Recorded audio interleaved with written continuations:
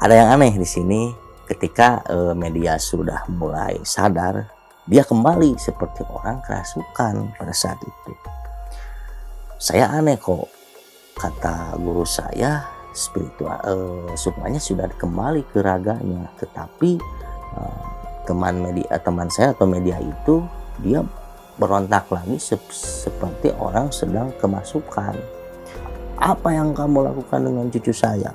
Apa yang kamu lakukan dengan cucu saya? Seperti itu bahasanya. Kemudian juga dengan santai guru saya itu menjawab bahwa mohon maaf bapak, kakek gitu kan, ini adalah saya pinjam dulu cucunya karena memang ada kepentingan yang memang sebenarnya sudah sepakat antara cucu kakek dengan temannya.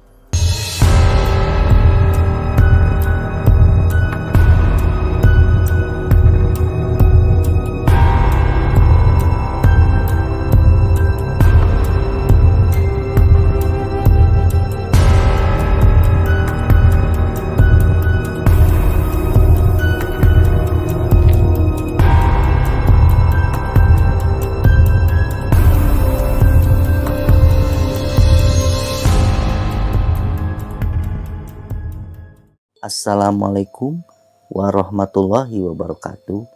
Berjumpa kembali di channel Teddy Juna Official dalam acara Teddy Punya Cerita. Bagaimana kabarnya sahabat? Semoga selalu diberikan kesehatan, umur yang panjang, serta rezeki yang tiada batas. Di episode kali ini saya akan menyampaikan cerita ketika dulu masih mempelajari ilmu yang memang di episode ini berkaitan dengan episode ilmu pangkanan. Tetapi di episode kali ini berbeda karena saya akan menyampaikan ritual pemanggil sukma. Bagaimana cerita selengkapnya? Tonton terus tayangan berikut ini.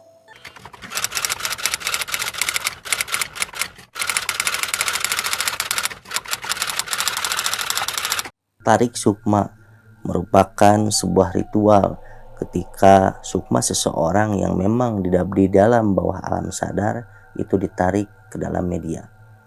Tentunya media itu adalah orang yang memang sudah dipersiapkan sebelumnya. Tarik sukma bertujuan untuk menggali informasi yang dijalani atau dialami oleh sukma tersebut atau manusia tersebut. Awal dari cerita ini ketika dulu saya setelah mempelajari ilmu pangkanang yang sudah sebelumnya saya jelaskan di beberapa episode sebelumnya, itu saya kembali lagi berdiskusi dan berkonsultasi kepada guru spiritual saya yang tentunya dengan memiliki masalah ketika itu saya ingin membahas kenapa target yang sudah saya dapatkan hari demi hari dia sudah mulai menjauh. Saya putuskan siang itu untuk menuju ke tempat guru saya. Dan kebetulan tempat guru saya pada saat itu sedang ramai dikunjungi oleh pasien tentunya. Dengan tanpa lama, dengan ada asisten dari guru spiritual saya, karena saya sudah datang, tentunya diinformasikan kepada gurunya. Tentunya saya dipersilakan masuk, melewati beberapa lorong di rumahnya dan salah satu ruangan yang memang sudah disiapkan. Saya berkonsultasi dengan guru spiritual saya dengan apa yang saya alami, dan guru spiritual saya itu memahami apa kendala yang saya alami. Tentunya guru spiritual saya memberikan sebuah syarat bahwa ini harus dilakukan dengan ritual tarik sukma. Dan saya sedikit tidak paham dengan apa yang dimaksudkan oleh guru saya. Kemudian juga lambat laun guru saya membahas satu persatu mengenai tarik sukma. Ketika membahas tarik sukma, saya sedikit menarik dan memikirkan apa yang harus saya siapkan pada saat besok akan dilakukan dengan ritual tarik sukma. Guru saya menyampaikan bahwa pertama yang harus disiapkan adalah media.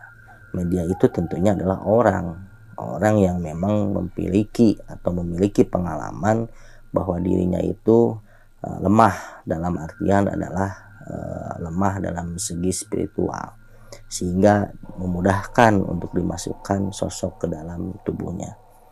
Yang kedua adalah sesaji, yang memang sesaji ini difungsikan ketika salah satu media pemanggilan pada saat itu.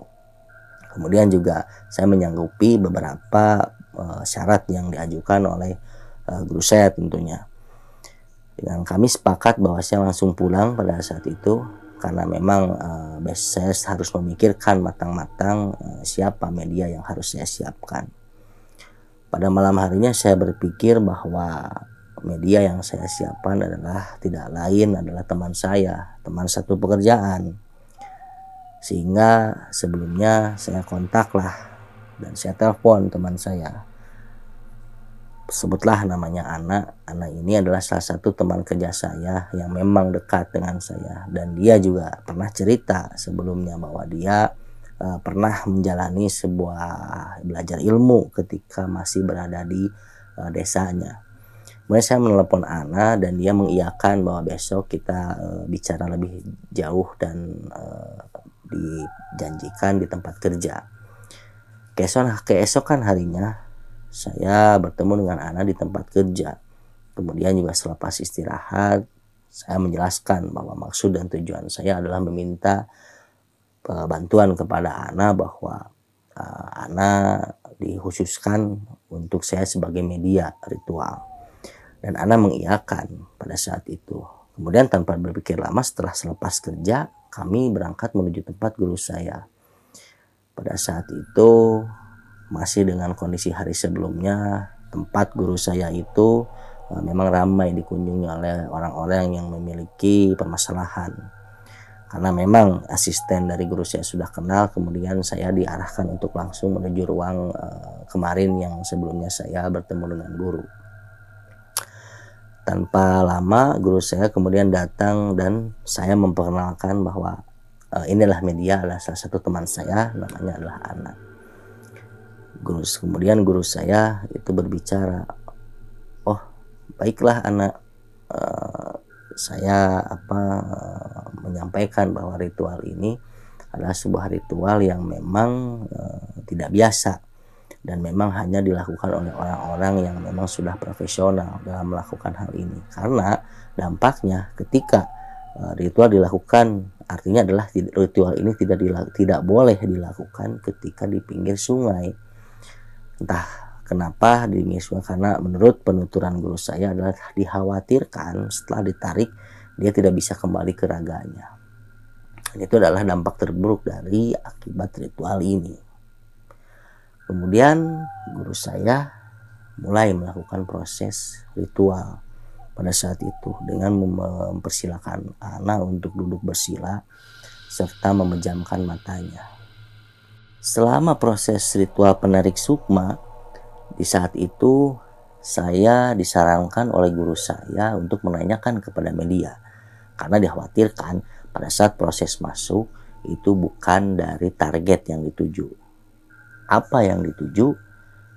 Yang dituju adalah, dikhawatirkan adalah ada beberapa makhluk yang memang masuk ke dalam media pada saat itu.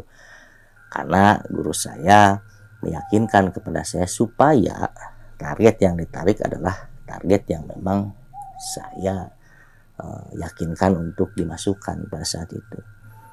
Kemudian juga saya menanyakan pada media pada saat itu mengenai nama, lahir, ibu bapaknya, kemudian juga hal-hal yang memang momen ketika saya bersama dia, dan media menjawab dengan benar apa yang saya tanyakan dengan meyakinkan bahwa saya yakin bahwa itu adalah target atau sukmanya kekasih saya. Ketika ditanya oleh guru saya juga dia menjawab dengan jujur bahwa selama beberapa akhir ini dia kenal dengan seorang pria yang tidak lain adalah salah satu temannya. Temannya itu suka kepada dia dan memang dari segi pekerjaan juga di atas saya, dan dia merasa ingin nyaman, kemudian juga melihat masa depan pada saat itu. Dengan rasa suka dari sukma pacar saya itu, dia bercerita pada saat dimasukkan ke dalam media bahwa Sukma pacar saya itu cerita bahwa dia mulai suka kepada temannya yang sedang mendekati, kemudian mulai menjauh dari komunikasi dengan saya. Kemudian juga guru spiritual saya itu mengingatkan bahwa proses ini tidak dilakukan dengan lama, bahkan hanya beberapa saat, karena dikhawatirkan posisi raganya yang ada di sana itu sebenarnya sedang melamun, atau posisi raganya ada yang sedang tertidur. Jadi ritual tarik sukma itu tidak dilakukan secara sembarangan, tapi kita harus dilihat dulu kondisi si target. Lebih bagusnya target itu kondisinya sedang tidur. Setelah dilakukan proses ritualisasi dan saya sudah menanyakan, kemudian juga guru saya sudah wawancara lah istilahnya media, dan dicukupkan dengan saat itu. Kemudian media pada saat itu dipercikan air yang sudah disediakan ember. Pada saat itu ada ember berisi air yang di dalamnya sebelumnya sudah saya sampaikan adalah berisi campuran air garam. Kemudian juga dengan hilang dari kesadaran, mulai sadar dari media, dan artinya adalah sukmanya sudah dikembalikan ke raganya pada saat itu. Ada yang aneh di sini, ketika media sudah mulai sadar, dia kembali seperti orang kerasukan pada saat itu. Saya aneh kok, kata guru saya, spiritual sukmanya sudah kembali ke raganya, tetapi teman saya atau media itu dia berontak lagi seperti orang sedang kemasukan. Dan ternyata yang memasukinya adalah leluhur dia. Sambil marah-marah, leluhurnya itu berbicara bahwa apa yang kamu lakukan dengan cucu saya? Apa yang kamu lakukan dengan cucu saya? Seperti itu bahasanya. Kemudian juga dengan santai guru saya itu menjawab bahwa mohon maaf bapak, kakek gitu kan, ini adalah saya pinjam dulu cucunya karena memang ada kepentingan yang memang sebenarnya sudah sepakat antara cucu kakek dengan temannya. Kemudian dengan rasa marah, kakeknya itu yang masuk ke dalam media itu berbicara bahwa dia tidak suka dengan proses seperti ini. Kemudian juga dengan meminta maaf dari guru saya, dan didoakanlah supaya leluhurnya tenang. Kemudian juga leluhurnya menyampaikan salah satu amanat pada saat itu, amanat dan tolong disampaikan kepada cucunya.